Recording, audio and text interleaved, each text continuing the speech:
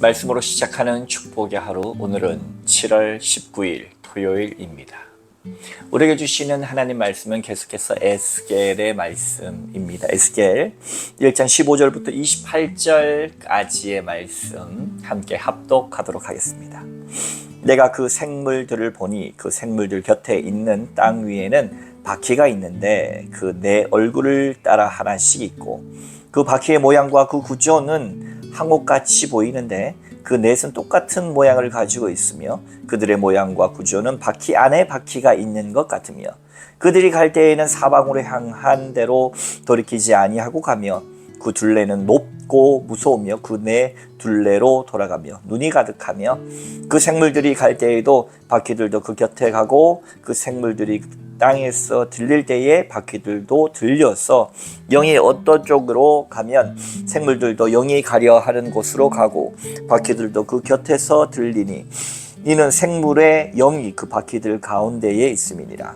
그들이 가면 이들도 가고 그들이 서면 이들도 서고 그들이 땅에서 들릴 때에는 이들도 그 곁에서 들리니 이는 생물의 영이 그 바퀴들 가운데 있음이라.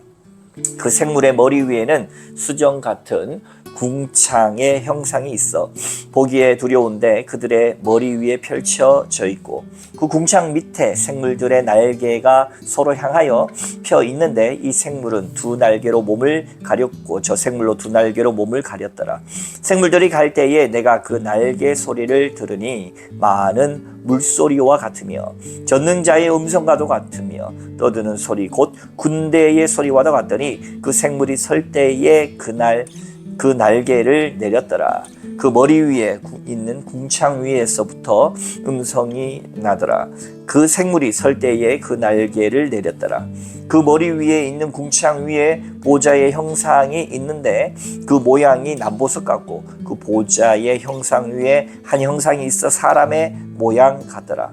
내가 보니 그 허리 위에 모양은 단쇠 같았어. 그 속과 주위가 불 같고 내가 보니 그 허리 아래의 모양도 불 같았어. 사방으로 광채가 나며 그 사방 광채의 모양은 비 오는 날 구름에 있는 무지개 같으니 이는 여호와의 영광의 형상의 모양이라. 내가 보고 엎드려 말씀하시는 이의 음성을 들으니라. 아멘. 오늘도 주님의 귀하신 말씀 앞에 서신 여러분들 가운데 좋으신 우리 주님의 은총 그리고 평화가 가득하시기를 주님의 이름으로 축복합니다.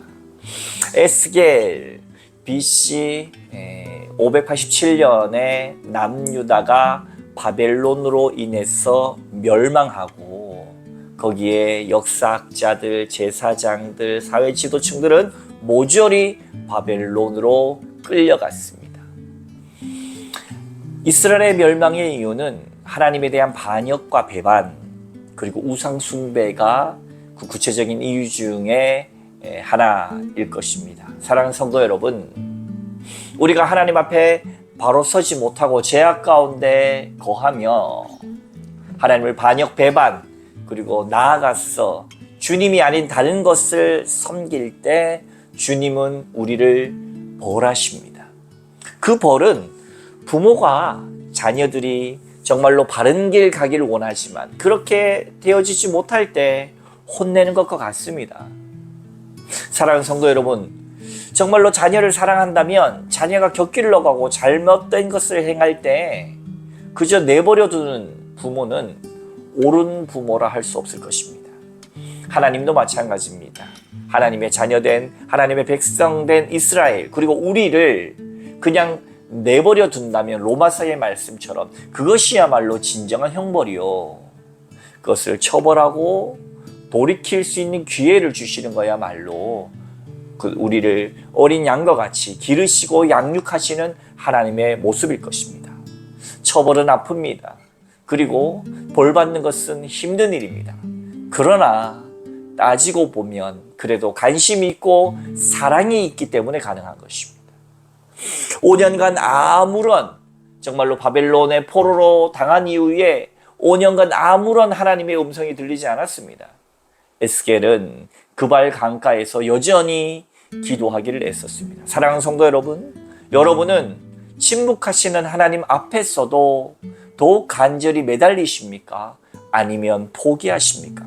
구하라, 찾으라, 두드리라 라고 하는 말의 원어는 한 번 구하고 말고, 한 번 찾고 말고, 한 번 두드리고 마는 것이 아니라 keep going. 계속해서 두드리고 찾고 구하는 자에게 열리고 구하여지고 정말로 하나님께서 찾게 하시는 것입니다. 사랑하는 성도 여러분, 에스겔 제사장 가문의 아들이었던 이 에스겔은 성전도 무너지고 모일 회당도 없는 그 지경에서도 늘상 유대인들이 그래했듯이 강가로 나가 하나님을 바라봤습니다. 이방 땅에서 하나님을 섬기는 곳이 전혀 없는 곳에서도 과거 그랬듯이 습관처럼 강가로 가서 그 기도처에서 날마다 주님을 찾기를 포기하지 않았던 그 에스겔에 정말로 번개와 우레 같은 모습으로 주님은 나타나셨고 내 생물의 모습으로 환상하셨으며 그리고 그들에게 오르락내리락 임재하시는 모습을 지난 시간에 배웠지요. 오늘은 뭡니까? 그 사방 온 천지 만물 가운데 계시는 하나님의 임재, 정말로 침묵하시는 하나님 같은 그분이 끊임없이 5년간 쉬지 않고 그발 강가에 가서 하나님을 찾았던 에스겔에게 드디어 임하사 우리가 정말 알 수 없는 신비한 모양으로 나타나십니다. 15절 말씀, 내가 그 생물을 보니 그 생물들 곁에 있는 땅 위에 있는 바퀴가 있는데 그 내 얼굴을 따라 하나씩 있고, 내 생물이 있지요. 그 아래에 땅에 붙어 있는 큰 바퀴가 있습니다. 바퀴 안에 또 바퀴가 있고 바퀴 안에 수많은 눈들이 있고, 이것을 그림으로 그린다면 아마도 해괴망측한 모양일 것입니다. 인간의 언어는 하나님의 신비를 다 담을 수가 없는데 그나마 그저 표현한 모습이 하나님의 임재에 온 만물을 창조하시는 그 천사들과 그룹들, 이 천사를 그룹이라 하죠. 그 그룹들, 날개들이 연결이 되어 있고 휘황찬란한 그 그룹들 아래에 또 바퀴와 수많은 눈이 있다. 그 눈이 어떤 걸 의미합니까? 18절, 그 둘레는 높고 무서우며 그 내 둘레로 돌아가며 눈이 가득했다. 우리의 인생이 우리 마음대로 어찌할 수 없는 인생의 수레 같지 않습니까? 수레바퀴처럼. 그러나 하나님께서 그 수레바퀴를 통하여 우리의 인생을 인도하십니다. 내 마음대로 움직이는 것 같지 않지만 하나님의 질서 안에 이 모든 세상 만상 모든 것을 주님은 움직이십니다. 그런데 그것이 어때요? 18절에 둘레는 높고 무서우며 경외심을 갖게 만들고 그 둘레에 돌아가며 눈들이 가득했다. 이것은 바로 하나님이 아니 계신 곳 없고 하나님이 운영하시는 곳이 없는 것이 없으며 하나님이 감찰하지 않는 것이 없다. 모든 것을 다 알고 보며 운행하시고 지도하신다라고 하는 다른 표현의 말씀으로 그 하나님의 영광스러운 임재를 표현할 방법이 없어서 그 신비스러운 장면을 그가 느낀 그대로 적어낸 것입니다. 여러분, 다니엘서의 환상도 마찬가지고 이사야의 환상도 마찬가지고 예레미야의 환상도 마찬가지고 요한계시록의 환상도 마찬가지고 이 글만 가지고는 알 수 없습니다. 여러분, 우리가 하나님 만났던 그 순간 내 마음에 가득 채웠던 그 하나님의 은혜를 어떻게 표현하시겠어요? 어떻게 그것을 글로 나타내시겠습니까? 그렇습니다. 5년 만에 침묵을 깨고 임한 하나님의 그 영광을 에스겔은 이토록 신비스럽게 표현할 수밖에 없습니다. 그 핵심은 뭡니까? 하나님의 온 세상을 다스리심과 임재하심과 운영하심과 관찰하심이 무궁무진하다. 그러면서 계속해서 이야기하시죠. 24절, 생물들이 갈 때에 내가 그 날개 소리를 들으니 많은 물소리와도 같으며. 여러분, 개울가 계곡가에 갔을 때 수많은 물소리들이 일어나지 않습니까? 그것만으로도 표현이 안 될 거예요. 많은 물소리 같고 그 천사들의 날개짖는 소리 등등이 전능자의 음성과도 같으며 그 많은 물소리 중에서도 세밀한 또 거대한 표현할 수 없는 전능자 하나님의 음성 같고 떠드는 소리 곧 군대의 소리와도 같더니 그 생물이 설 때에 그 날개를 내렸더라. 서면 날개를 내리고 바퀴도 멈추고 움직이면 바퀴도 움직이고 많은 눈들이 거기 있고 바퀴 안에 또 바퀴가 있고 이 괴생하고 요상한 듯한 모습 속에서 우리에게 나타난 하나님의 영광의 모습을 알 수 없는 신비로움을 에스겔은 이 말씀을 통하여 전해주고 있습니다.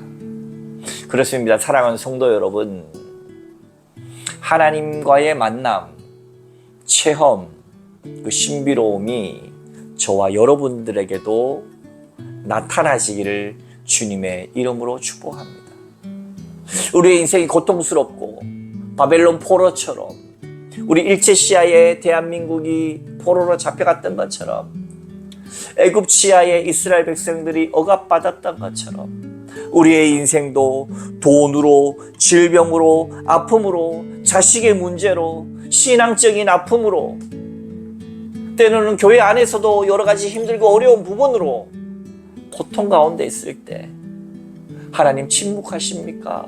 하고 인생의 고통과 어려움과 인간관계, 재물과 또 질병의 문제로 고통스러워 하나님 앞에 구하고 찾고 두드릴 때 어느 순간 주께서 많은 물소리처럼 신비로운 모양으로 한밤 울고 있는 나에게 찾아와 주의 큰 영광의 따스한 모습으로 천사의 그 광명한 모습으로 여러분에게 나타났어 주의 음성이 속삭여진다면 여러분 얼마나 여러분의 마음계는 가운데 소망이 일어나겠습니까? 주님 저를 버리시지 않으셨군요. 주님 이 나라를 버리시지 않으셨군요. 주님 우리 교회를 사랑하고 계시는군요. 주여 정말로 버려진 나와 같은 인생을 하나님 기억하고 계셨군요.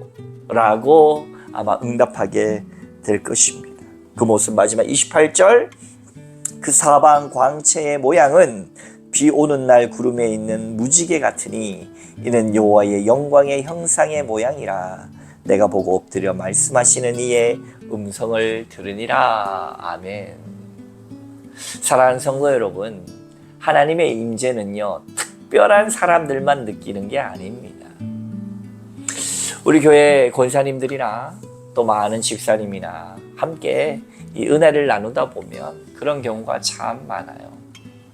주님과 너무 멀어진 것 같고 힘들고 때로는 상황이 고통스러워서 신음하고 아파하고 있는 그 순간에요 참 주님이 찾아오십니다. 그리고 따스함으로 그를 품어주셔서 한 권사님이 그런 고백을 하셔요. 주님의 음성이 들리는 거예요. 딸아, 내가 너를 사랑한다. 고통스러운 그 순간 가운데 버려진 것 같고 아무도 나를 기억하지 않는 것 같은 그 순간 고통스러워 하나님 앞에 눈물을 흘리고 있는데 갑작스럽게 주님이 음성 가운데 오셔서 딸아, 내가 너를 사랑한다. 그 말 한마디에 밤새도록 펑펑 울면서 은혜를 경험한 이야기를 저는 들었습니다. 그 한 권사님의 이야기만이 아니라 그것이 바로 저의 이야기고 여러분의 이야기고 우리의 이야기 아니겠습니까? 하나님은 살아계셨어. 모든 것이 불가능하다 느껴졌던 그 순간 침묵하시는 것 같았던 그 하나님이 오늘 저와 여러분에게 찾아오셨어. 아들아, 딸아, 내가 너를 잊지 않고 여기 있다. 난 여전히 너를 사랑한다. 그 음성을 들으시는 오늘 하루 되시기를 주님의 이름으로 축원합니다. 함께 기도하겠습니다. 주님, 나타나셨어.